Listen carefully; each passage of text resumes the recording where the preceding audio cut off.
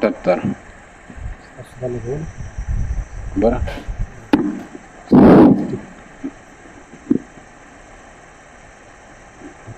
أعوذ بالله من الشيطان الرجيم بسم الله الرحمن الرحيم يا أيها الذين آمنوا كتب عليكم القصاص في القتلى الحر بالحر والعبد بالعبد والأنثى بالأنثى فمن عفي له من أخيه شيء فاتباع بالمعروف وأداء إليه بإحسان ذلك تخفيف من ربكم ورحمة فمن اعتدى بعد ذلك فله عذاب أليم صدق الله العظيم.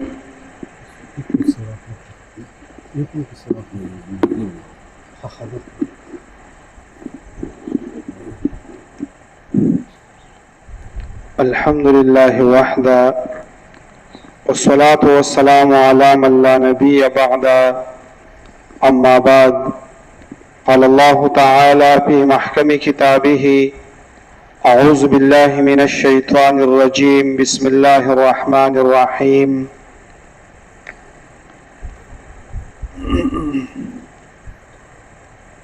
يا أيها الذين آمنوا كتب عليكم القصاص في القتلى إلى آخر الآية. الله تعالی په دې آیاتونو کې د برابرۍ او د قصاص حکم کوي.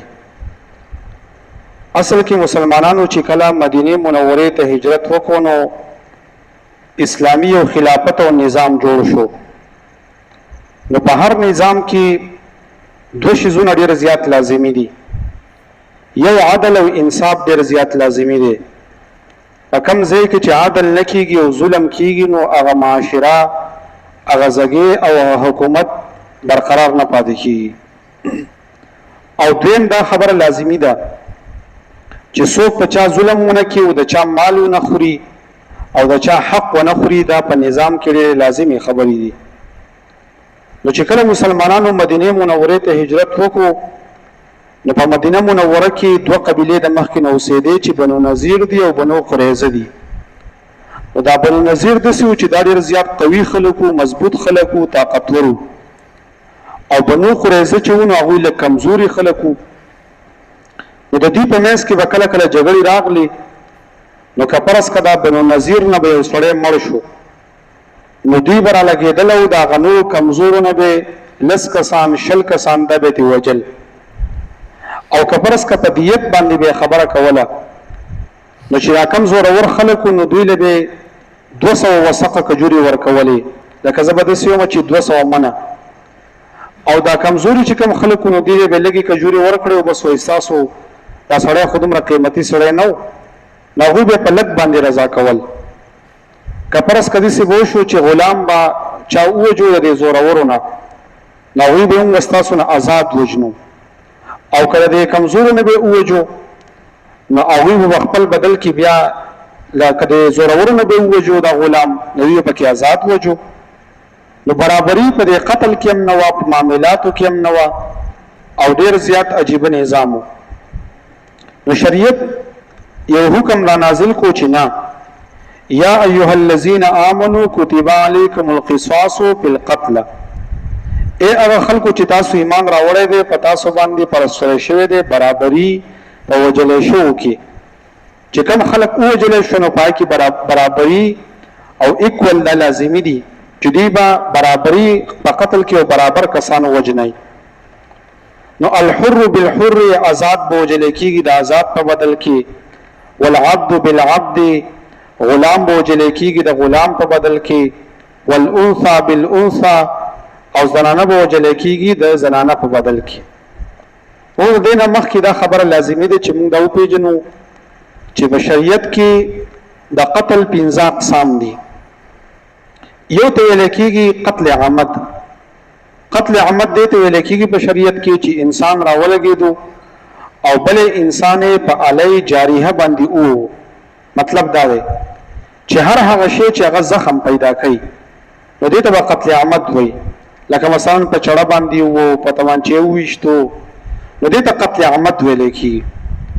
اوس که دا قتل چا وکړو نو په ده باندې څه لازم دي؟ نو شریعت کې قاضي ته دا حکم متوجه دی چې یو به دی ګناهګار دی، ځکه چې چا قتل وکړو دی ګناهګار دی یو. دویم دا دی چې دی به قصاص کولی کېږي. دا قاتل چې دا خبره ثابت شو چې دا قتل نه کړی دی به کې وژلی کېږي. هو که داسې دي چې د دې مقتول چې دا کم اولیاء دي او هغوی ورته معافي کوي جو بس د الله لپاره دې وبخي، او که دوی وایي چې نه موږ له دې پیسې راکړي نو پیسې به ورله ورکوي. نو څومره به ورکوي؟ نو په هغې کې بیا د دوی په خپل منځ کې چې په څه باندې راضي شوه نو هغه چونکې دا قتل عمد دی نو بس چې په څه باندې راضي شو بس د شریعت طرفه دا حکم دی. او که نه دوی ورته وایي چې بعضې اولیاء ورته وایي چې موږ له پیسې راکړي او بعضې ورته موږ هسې بخلی، د دوی خپل کار دی. خو د شریعت ته طرفه که چا قتل عمد وکړو، انسان راولګېدو، بل انسان په تمانچې وویشتو، په چړه باندې ووهو، اینه تې توی شوه، نو دا انسان چې دی نو دی به پکې وژلی کېږي، دا قاتل به پکې وژلی کېږي. دې ته ویل کېږي قتل عمد. دویم دی شبه عمد. شبه عمد دې ته ویل کېږي چې علی جاریحه نه، مطلب دی چې هر هغه شی چې هغه شلول نه کوي. لکه انسان راولګېدو بل انسان یې په ډانګي باندې ووهو، یا غټ کاڼی راواغستو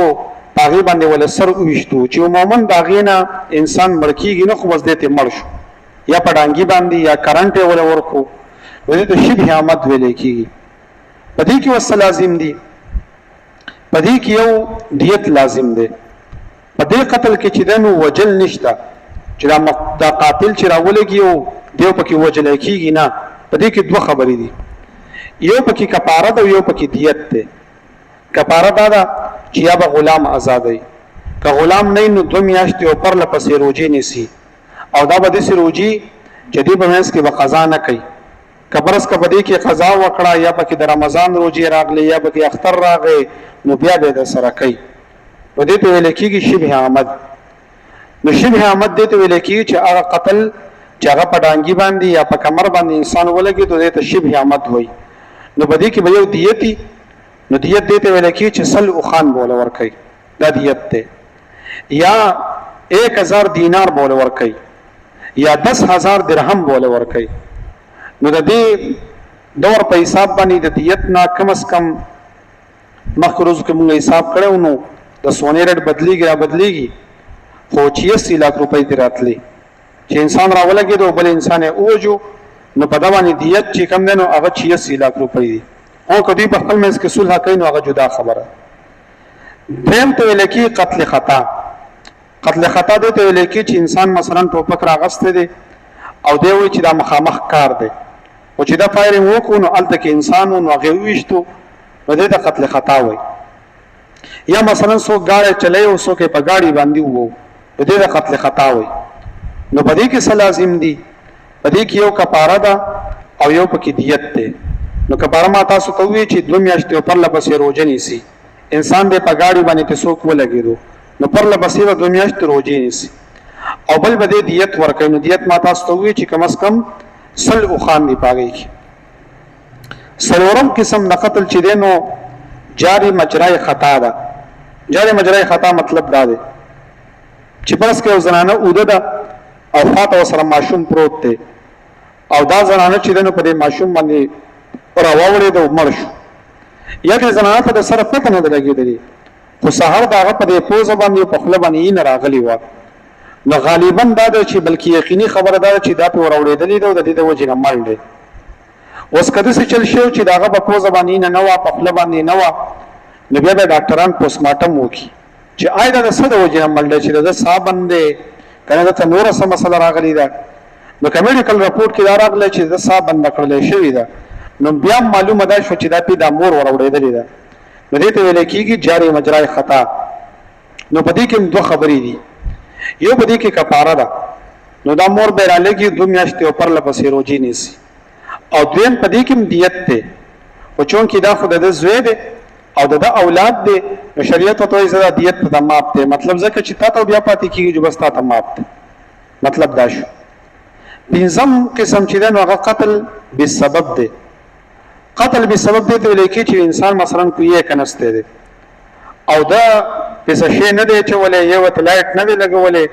څوک وته درولې نه دی په لار کې کوی وسته دی کډره پکې وسته دی او پدې کې څوک ورپرې وته نو دی انسان هم قتل وکړو نو په د باندې څه لازم دي په د باندې دیت لازمي دی کفاره پدې کې نشته خو په د باندې دیت لازمي دی نو دیت څو دی سل اوخان دي دا شریعت ولې دا خبرې کوي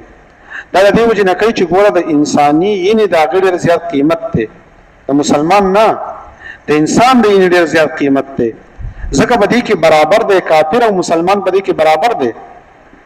کپرس که په دې کې انسان راولګېدو او زمونږ په دې ملک چې کوم کافر اوسېږي اقلیت یا هغه خلک چې په ویزه باندې راغلي دي او انسان ورغی او د یهودو په عبادت خانه کې څوک مړ کړو د عیسایانو یې څوک مړ کړو د نصارا یې څوک مړ کړو د مجوسو یې مړ کړو نو اگر که دا قاتل مسلمان دی خدای به پکې وجلی کېږي او که ده په خطا کې قتل کړی نو دی به پکې دیت ورکوي دا په اسلام کې د کافر هم حقوق شته او د انسان د یینې دومره احترام دی خو نو په دې خبره هم ځان پوهې کوي چې اصل کې دا څلور چې کوم قتلونه ما ذکر کړه دا قتل په سبب تی لري کوي مثلا دا کوي دا خبره تی لري کوي نور که انسان قتل عمد وکړو په علی جارحه باندې څوک ووجو یا سر ته ولا مثلا ډانګې راواچو مړ شو یا یو زنانه چې په خپل بچی باندې ور واوړېده یا مثلا چا اکسیډنټ وکړو په دې ټولو قتلونو کې سوا د دې کوي د دې خبرې نه په دې ټولو کې هرماني میراث هم دی هرماني میراث مطلب دا دی چې دا چا چې قتل کړی دی به د میراث نه محروم وي لکه برس که یو ورور را لګېدلی دی او بل ورور یې ووجو نو دته به دیت دته به میراث نه میلاویږي یو ورور را ولګېد او بل ورور یې مثلا په خطا کې قتل کړو نو دې ورور ته به میراث نه میلاویږي دغه شانته کې دا مور را واوړېد او د خپل بچی ته مړ شو نو د دې زوی نه به میراث ته مور ته نه میلاویږي ولې د هغې وجه دا چې شریعت بندونه وهي چې ګوره ټیک شو چې دا په خطا کې شوی دی خو سبا به خلک بانې جوړې کړي وایي شره ما خو دا ورور نه ویشتو خو داسې په خطا کې زما نه ولګېدو یاره ما خو دا ماشوم نه نو انساني ذهن دا وایي چې کېدای شي خلک بانې جوړوي سبا خلک د مال دپاره دا چلونه کوي نو په شریعت کې دا وایي چې د قاتل ته به میراث نه میلاویږي چرته چې خبره ایسته کې ختمه شي نو د دې آیت مطلب دا دی چې ګوره که چا قتل وکړو نو په دې کې یو برابري ده چې قصاص به اخیستلی کېږي او دویم پکې د دیت خبره ما وکړه چې که فرض که دیت پکې و نو بیا په هغې کې سل اوښان به ورکوي دغه شانته کې که چېرته کې داسې وشوه چې ډېر خلک راولګېد او یو سړی یې مړ کړو لکه ډېر 10 کسان 20 کسان راولګېد او یو سړی یې مړ کړو نو د دې یو سړي په بدل کې به دا 10 کسان وجلی کېږي د عمر رضی الله عنه په دور کې دغه شانته کې یو خبره راغلی وه نو عمر رضی الله تعالی عنه چې دی نو او فرمایل اوه کسان یې پکې ووجل نو چا ورته وویل چې لکه دا پکې ته اوه کسان مړه کړه هغه وویل د صنعا دا ښار کپرس که ټول خلک را لګېدلی وی او دا ټول خلک په دې قتل کې شریک نو دا ټول مې پکې وجل حضرت علي رضی الله عنه په دور کې یو ځل حروریه یو قوم و نو هغوی راولګېدل او عبدالله ابن خباب رضی الله عنه چې دی نو هغې ذبح کو او په داسې طریقه باندې ذبح کو حدیث کې راغلی لکه چیلی چې خلک څنګه ذبح کوي نو حضرت علي رضی الله عنه راولګېدو او هغه حکم وکړو چې په دې قتل کې څومره خلک ملوث دي نو دا ټول راونیسئ او دا ټول پکې ایسته ووژنئ تر دې پورې حدیث کې راغلی دي چې لو ان اهل السماء واهل الارض اشتركوا في دم مؤمن لعقبهم الله في النار کپرس که د مشرق نه د مغرب پورې او د اسمان نه د ځمکې پورې دا ټول خلک راجمع شو یو مسلمان یې په ناحقه باندې قتل کو نو الله تعالی پکې دا ټول خلک جهنم ته اچوي نو دې نه دا خبره معلومه شو چې که ډېر خلک راولګېده او دوی دغه شان د یو کس مړ کو نو په هغې کې به هم دا ټول پکې هغه وجلی کېږي دغه شان په شریعت کې یو انسان راولګېدو او هغه انسان هغه په سپېړ ووهو هغه له کرنټ ورکو یا په هغه باندې ګزار وکړو او د هغه د سترګو دا نظر لاړو نو په دې کې سل اوښان دي دیت کامل دیت دی پکې یو انسان راولګېدو بل انسان په سپېړه باندې و او د هغه د غوږونو د طاقت لاړو کوم شو نو په دې کې سل اوښان دي دا به سل اوښان ورکوي دغه شانته کې انسان راولګېدو او بل انسان چې دی نو هغه دا ژبه تې راښکوده او داغه دا ټیسټ ختم شو نو په دې کې مثل او خان دي یو انسان راولګي د بل انسان پوز اول او داغه د بوی د صلاحیت ختم شو نو په دې کې مثل او خان دي او تر دې پورې چې دا کمی ورزي چې دي کدا مثلا دا زګونه یا دا سترغلی دا چا ختم کړه نو په دې کې مثل او خان دي د شریعت په طرفه تر دې پورې شریعت دا لازم کړی دي چې کبرس کا یو غاښ انسان د چا وېستو نو په یو غاښ کې 15 خان دي نو یو اوخ په دې دوا کې کم از کم په 1 لک روپۍ باندې 15 لک روپۍ دي دا د ګوتې دا بند چې دی نو په کم کې چې 3 بندونه دي نو په یو بند کې 15 خان دي دوه کې 42 دي په درو کې 15 خان دي په یو ګوته کې یو انسان راولګي د بل انسان ګیره وېستا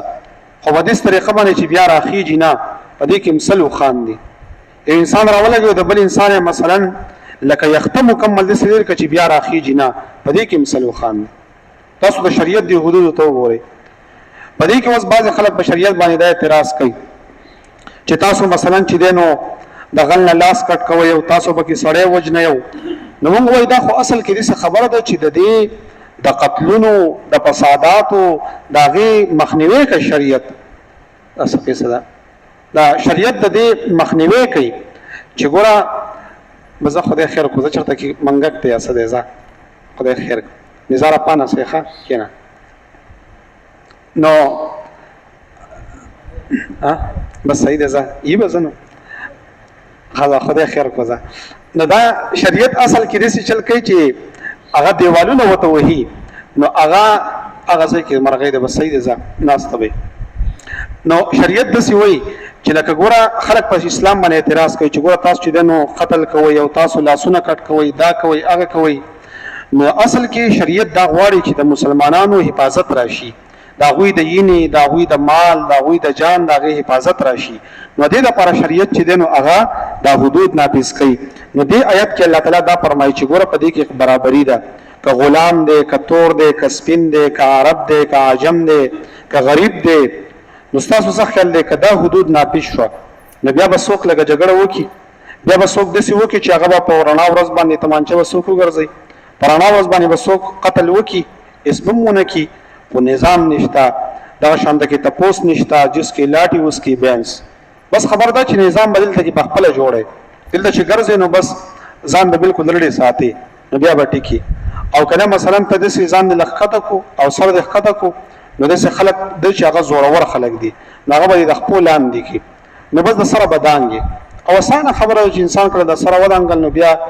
بل ته شل کسان هم د انسان بیا سوکي دا به ولې راځي دا به ال راځي چې نظام نه او چې کله نظام او ستاته پوس حکومت کوي او ستاته پوس چې دنو قاضي کوي ستاته پوس چې دنو هغه نور خلک کوي نو بیا به ټیک ټاک نظام بیا به په خپل په امن سره ګرځي نور به خلک ته پوس کوي خو چې نظام ستاته پوس نه کوي نو بیا به خپل ته پوس خپل باندې کوي نو بیا به خامخا نظام ورانیږي او سیستم ورانیږي ودلته کې الله تعالی په دې آیات کې دا قانون بیانوي او د احکامات بیانوي یا ایها الذین آمنوا اے مؤمنانو کتب علیکم القصاص پرس خلی شوه دے پتاسو باندے برابری فی القتل پوجل شو کی الحر بالحر آزاد سڑے بوجل کی گی پبدل دا آزاد کی والعبد بالعبد او غلام بوجل کی گی پبدل غلام کی والانثى بالانثى او زنانه بوجل کیږي په بدل زنانه کې فمن عفي له من اخيه شيء چاته چې معافي وکړلې شو د خپل رور د طرفه د سشي اتباع بالمعروف نور پسې کېدل دي په طریقه واداء الیه باحسان او دا کول دی په طریقه ذلك تخفیف من ربکم دا اسانتیا دا ستاسو در رب دا طرفا ورحمت او رحمت دی فمن اعتدى بعد ذلك کچا زیاته وکو رست د دینا فله عذاب علیم نو دا په دردناک عذاب دی. مطلب دا چې چا صلح وکړه، پیسې واغستې او د هغې نه بعد هم راولګېدو د قتل وکړو، نو الله تعالی فرمایي چې دله به زه دردناک عذاب ورکم. عام طور باندې خلک داسې کوي صلح وکړي او پیسې واخلي او وروسته بیا هم قتل وکړي، نو الله تعالی وایي چې دردناک عذاب به درکم. ولکم فی القصاص، او ستاسو دپاره په قصاص کې حیات ژوند دی، یا اولی الالباب ای د عقل خاوندانو. نو څنګه په قصاص کې ژوند دی؟ په قصاص کې خو وجل کېدل دي. نو دې یو مطلب دا دی چې دا قصاص جاری کول په دې کې ژوند دی. مطلب دا دی چې ګوره کپرس کې یو انسان دی قاتل دی او هغه پکې قاضي پانسی کو، نو بیا به دپاره به څوک به د قتل جرأت نشي کولی. نو په قصاص کې ژوند دی، مطلب دا دی چې دا نور خلک به محفوظ شي. یو مطلب یې دا دی. دویم په قصاص کې ژوند دا دی چې کپرس که دې قاتل ته پته ولګېده چې ګوره که ما دا جرم وکړو نو سبا به کې ما پانسی کوي، نو دی به راولېږي، نو دی به بیا قتل نه کوي. نو چې دا قتل ونه کړو نو هغه بل سړی هم بد شو او دی به پکې نه پانسی کېږي، نو دی هم بد شو. نو په قصاص کې ژوند دی، مطلب دا دی. او دا خبره هم ډېره لازمي ده چې عام طور باندې زمونږ په معاشرو کې چې کله داسې یو خبره وشي، مثلا انسان راولګېد او بل یې مړ کړو، یا مثلا په ګاډي باندې ووهو، نو خلک ورته څه وایي؟ ویره شهادت ولا مه خرابوه. د مفتي دا قاضیان چې دنه را پیدا شي بیا او دی بیا سره مفتیان فتوی ورکوي، وایي شهادت ولا مه خرابه، چېرته پیسې وانخلې. دا ډېر غلط انساني. دا پیسې دې واخله چې سبا دپاره څوک بیا جرم نه کوي، جرایم نه کوي. په دې کې د هېچا خبره منل نه وي پکار. د هغې وجه دا ده چې دا کم انسان چې وفات شو، ته خو به کور ته لاړ شي او ته به سملې، خو د هغه بچي پاتې شوه، د هغه چې د نو خاندان غمجن شو، هغه ته صدمه ورسېده. ټیک شوه چې که فرض که په خطا کې راغلی دی، نو هغه ته وایي لږ ګزاره ورسره وکړه، مثلا چې لکه کروړ کېږي نو خیر دی، او یا لکه ترې واخله. دا په خپل ځای، خو داسې نه چې فی سبیل الله به مات کې. او دا اختیار ګوره د چا سره شته هم نه چې دا راولک، ځکه د هغه د بچو سره دا اختیار دی، د هغه د ښځې سره دا اختیار دی چې هغه به فیصله کوي. نو عام طور باندې خلک په دې کې بیا داسې خبرې وکړي جرګو والا به کې ځي راځي، او دا جرګو والا هم داسې نه د غریب سړي خوا ته هم څوک نه ورځي. که چا مړ هم کړو، مړه وایي دا داسې ښه دی، وایي دا خوشاټاري دی، وایي دا داسې ښه دي. او چې لږ غونډه کې داسې زوروري بیا ولا زورور روغې کوي، بیا به کې هغوی زه خپلې پیسې پکې لګوي. ویره مونږ د الله د رضا دپاره کار کوو، د الله د رضا دپاره کار نه کوې، په دې کې ستا خپل غرضونه دي. او دا باقاعده ګیمونه وي، یو طرف ته دنیا دا خلک دي او دنیا ورته بل طرف هم دي. دوی چې وکړي هغه یو وډه به بل ولا بیا راشي ولا صلح وکړي، دا دوی قانوني. دا څه چل په مونږ کې هم دی که نه چې مونږ برابر وی که نه بیا به ټیک ټاک وو. نو مونږ کې هم چلونه شته، او مونږ هم چې دی نو داسې د عالم خبره بیا په جرګه کې نه منو، دغه شان ته کې د نیک سړي خبره نه منو. خو چې ټوپک والا سړی راشي، یاره بس وایي ته راغلی نو ته نه یې راغلی، د شپېلۍ نه یارېږي، نور هېڅ هم نشته. بیا ورته هغه وایي مړه وایي دا خو پکې راځي، نو وایي داسې کېږي، بس وایي مړه معاف یې کړه، وایي شهادت ولا مه خرابوه. بس دا ورته مو یاره شهادت یې نه خرابوه، دعا پکې وکړئ، مونږ بخلی دی، مونږ ورته زه خو دی نور هم غرق که نه. نو په شریعت کې دا خبرې نشته. شریعت کې دا ده چې بالکل د ده پیسې کېږي، دیت یې کېږي، سل خانه به وله قیمت ولګي، بالکل به وله ترې اخلي. دا خبرې نشته. ولکم فی القصاص، او ستاسو دپاره په قصاص کې حیات ژوند دی، یا اولی الالباب ای د عقل خاوندانو، لعلکم تتقون دپاره د دې چې تاسو تقوا اختیار کړئ. Sim,